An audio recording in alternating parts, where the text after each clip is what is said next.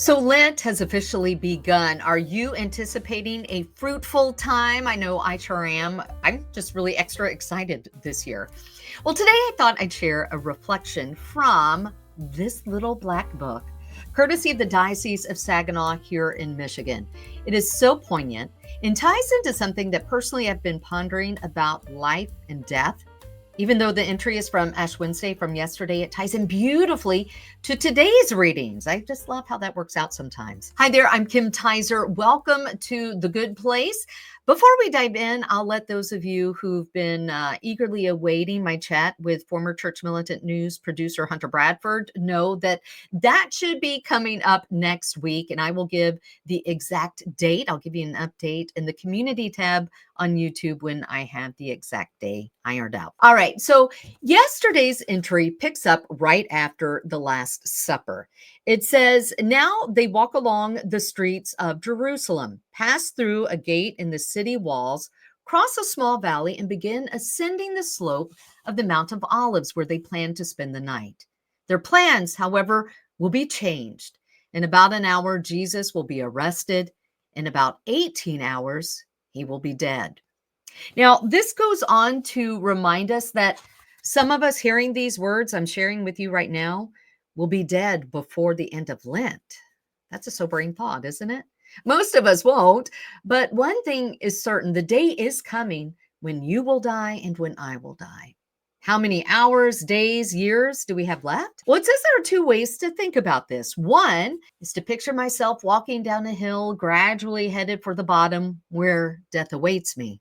Another is to picture myself like a child in my mother's womb, moving gradually towards birth into a new and broader life, deteriorating or developing. These are two very different ways of looking at death.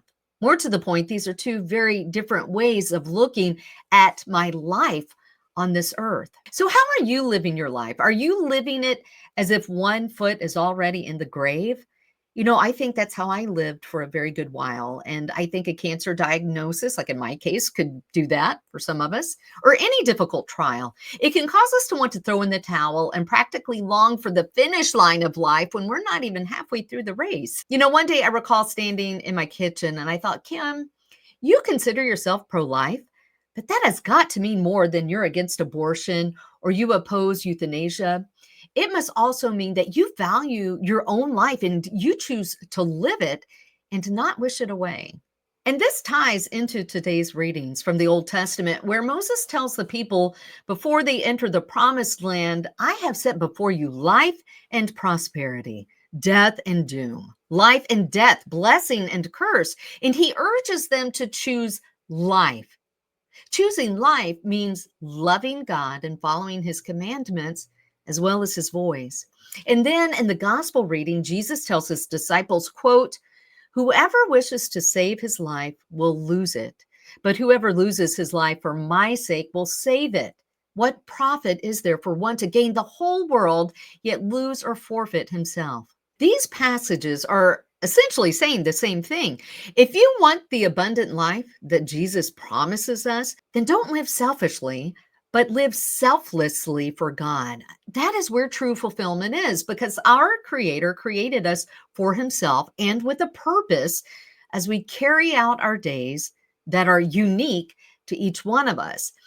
And we can't carry out that mission if our desire is just to say, life is too hard, things aren't going my way, life hasn't turned out the way I expected it to, etc., etc. Let us live our life with purpose, knowing we are people on a mission, not deteriorating as the little black book mentioned, but developing.